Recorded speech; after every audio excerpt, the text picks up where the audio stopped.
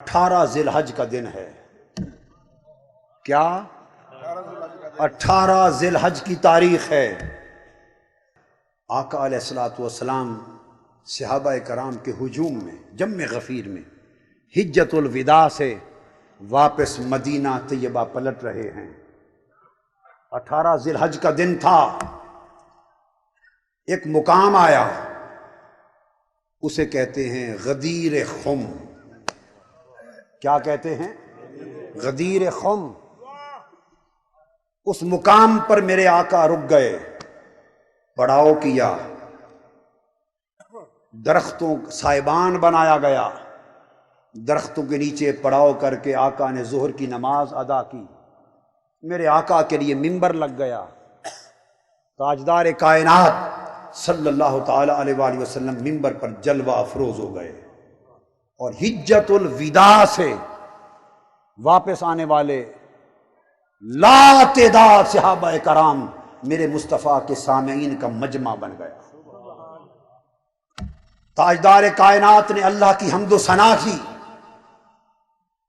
اور حمد و ثنا کے بعد فرمایا، لوگو انی تارکم فیکم امرین، وقال انی تارکم فیکم الثقلین، لن تدلوا ان تمسکتم بہما ولن تدلوا ان اتبعتموہما، کتاب اللہ واہل بیتی عترتی۔ یہ خطاب غدیر خم ہے، خطاب مصطفیٰ ہے۔ فرمایا، لوگو میں تمہارے اندر دو چیزیں چھوڑے جا رہا ہوں، واپس رب کائنات کی بارگاہ کی طرف جانے کا اشارہ بھی دے رہے ہیں۔ دو چیزیں چھوڑے جا رہا ہوں، اگر تم ان دونوں کا دامن مضبوطی سے تھام لو گے تو کبھی گمراہ نہیں ہوگے۔ وہ دو چیزیں کیا ہیں؟ عقائد کی حقیقتیں کتنی ہیں؟ ایک توحید بولیے، اور ایک رسالت بولیے نا، ایک اللہ اور ایک رسول۔ فرمایا تمہیں دو تحفے دیے جا رہا ہوں، ایک تحفہ خدا کی طرف سے، ایک تحفہ مصطفیٰ کی طرف سے، ایک اللہ کا تحفہ، ایک میرا تحفہ۔ اللہ کا تحفہ کیا؟ کتاب اللہ، اللہ کی کتاب قرآن، یہ تحفہ خدا کی طرف سے قبول کر لو، اور ایک تحفہ مصطفیٰ کی طرف سے، اہل بیت عترتی، میری اہل بیت اور میری عترت، یہ میرا تحفہ۔ یہ دو چیزیں تمہیں دیے جا رہا ہوں، اگر ان دونوں کا دامن تھام لو گے تو قیامت تک کبھی گمراہ نہیں ہوگے۔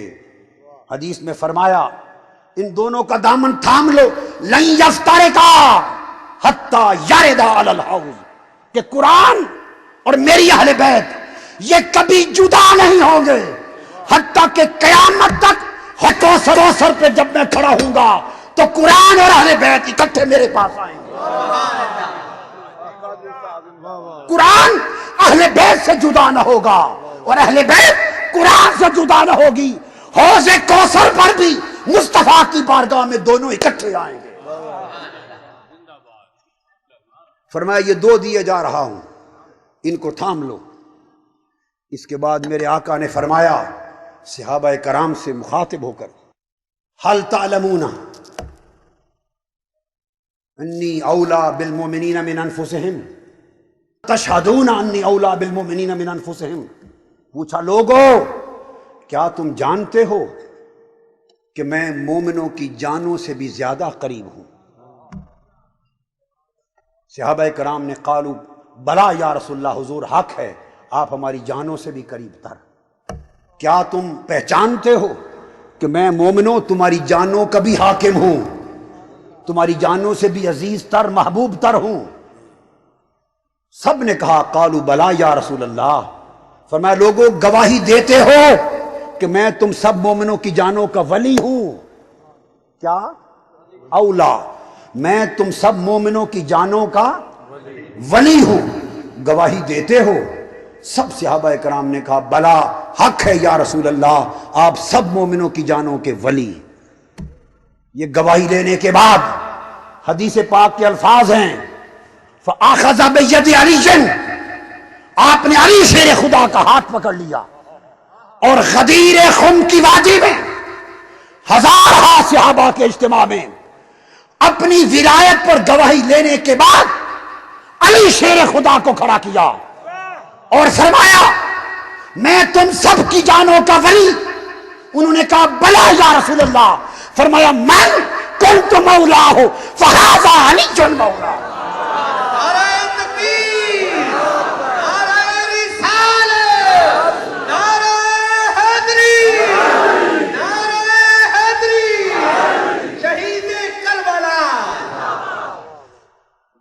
فرمایا مومنو میں تم سب کی جانوں کا ولی، میں تم سب کی جانوں کا مولا۔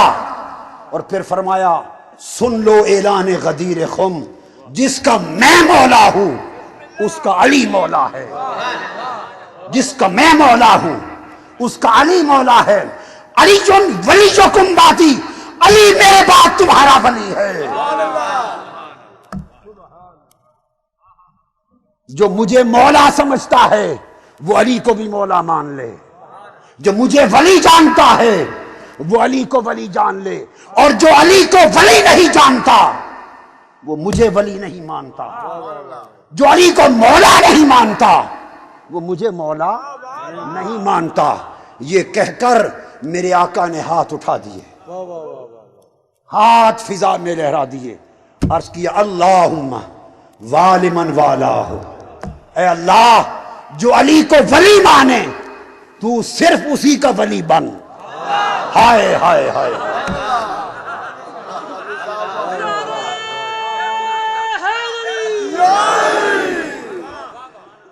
جنگ والوں، زبان مصطفیٰ سے ولایت علی کا اعلان ہو رہا ہے، اور اعلان ولایت ولی کے بعد میرے آقا اللہ کی بارگاہ میں عرض کر رہے ہیں مولا جو علی کو ولی مانے تو صرف اسی کا ولی بن، وَآدِمًا آدَاهُ، اور جو علی کا دشمن ہو تو اس کا دشمن بن جا، وَانْصُرْ مَن نَصَرَهُ، جو علی کی مدد کرے تو بھی اس کی مدد کر، وَاخْذُلْ مَنْ خَذَلَهُ، اور جو علی کے لیے دل کو برا جانے تو بھی اس کو ذلیل کر دے۔ اور فرمایا من احبہ فکن لہو حبیباً، جو علی سے محبت کرے تو بھی اس کا حبیب اور دوست بن جا، ومن ابغضہ کن لہو مبغضاً، جو علی سے بغض رکھے تو اس کا دشمن بن جا۔ اب مجھے ایک بات بتا دو، پیغمبر کی دعا قبول ہوتی ہے یا نہیں؟ بتا دو، سوچ کر جواب دینا، اس سے نتیجہ نکلے گا، سوچ کر بتاؤ۔ پیغمبر کی دعا رد ہوتی ہے؟ نہیں، پیغمبر کی دعا مقبول ہے، مقبول ہے۔ اللہ پاک کی بارگاہ میرے مصطفیٰ نے جو دعا کی وہ مقبول ہو گئی یا نہیں؟ ہو گئی۔ تو دعا کیا تھی کہ باری تعالیٰ جو علی کو ولی مانے تو اس کا ولی بن، سو دعائے مصطفیٰ مقبول ہو گئی۔ اب قیامت تک خدا اس کا ولی ہے جس کا علی ولی ہے۔ نعرہ تکبیر، نعرہ رسالت، نعرہ حیدری، نگر نگر گلی گلی، قیامت تک، قیامت تک خدا اس کا ولی ہے، نبی جس کا ولی ہے، اور نبی اس کا ولی ہے، علی جس کا ولی ہے۔ قیامت تک خدا اس کا دشمن ہے جو نبی کا دشمن ہے، اور نبی اس کا دشمن ہے جو علی کا دشمن ہے۔